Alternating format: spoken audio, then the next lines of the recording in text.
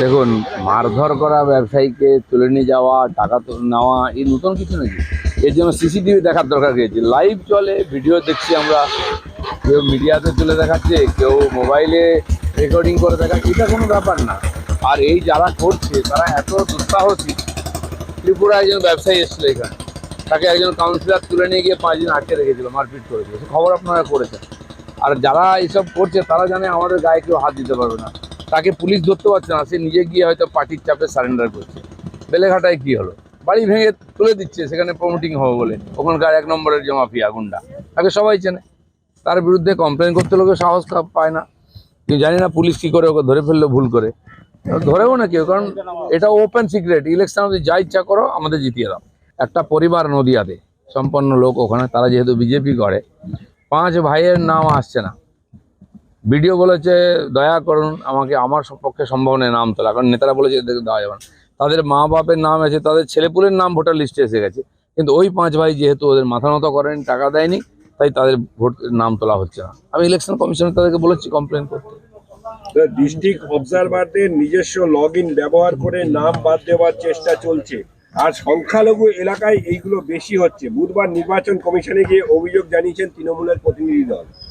নিঃসন্দেহে এই ধরনের কোনো কাজ হলে অভিযোগ জানানো উচিত। অভিযোগ তো এখানে জানাতেই দেওয়া হয় না। আর যারা আমাদেরকে অভিযোগ জানাতে দেয়নি, তারা কেন অভিযোগ জানাতে যাচ্ছে নির্বাচন কমিশনে? কি এমন হয়ে গেছে পরিস্থিতি? না, এতদিন ধরে ডিম আর ফলের যে ব্যবস্থা ছিল, সেগুলো কি বাচ্চারা পেয়েছে কোথাও?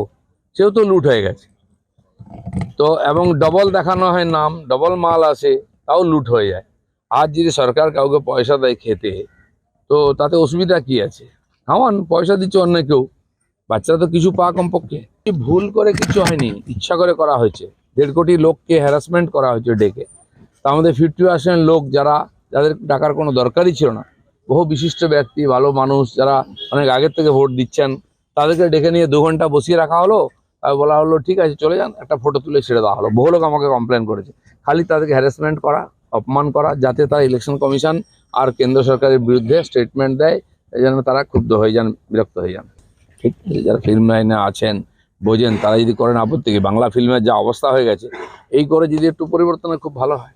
আমার স্ত্রী, তিনি পার্টির একজন কার্যকর্তা, আমার চেয়ে পুরনো। আমি এমএলএ এমপি হয়ে গেলাম, ওনার একবার হওয়ার ইচ্ছা আছে। পার্টির হাজার হাজার লোক অ্যাপ্লিকেশন করেছেন, কর্মীরা, যে কেউ করতে পারে। পার্টি ঠিক করবে কাকে কোথায় ক্যান্ডিডেট করবে। ডায়মন্ড হারবার যাচ্ছেন আপনি, এর আগে আমরা দেখেছি যে মুরুগান আইএএস অফিসার, তাকে ঘিরে বিক্ষোভ হয়েছে। জগৎ প্রকাশ নাড্ডা, তাকেও ঘিরে বিক্ষোভ, তার গাড়ি ভাঙচুরের চেষ্টা হয়েছে। ডায়মন্ড হারবার আমি আজকে যাইনি, আমি গেলে আমার নামে কেস দেয়, এবারও দেবে। অন্যদের বিক্ষোভ দেখায়। ডায়মন্ড হারবার গ্রামে গ্রামে আমি ঘুরেছি, সাইকেল নিয়ে ঘোরা লোক। আমি সাউথ 24 পরগনায় 11 বছর আরএসএসের প্রচারক ছিলাম, তখন ওখানে সব গ্রামে গ্রামে ঘুরেছি। বিজেপিতে আসার পরে ওখানে গিয়ে সভা করেছি, আমি কোনো জায়গায় বাদ যাইনি। আর সবচেয়ে বড় সভা ওখানে 19-এর আগে করেছি, 20,000 লোকের ডায়মন্ড হারবারেতে। তো এখন গৃহ সম্পর্ক, বুথের সশক্তিকরণের কাজ চলছে।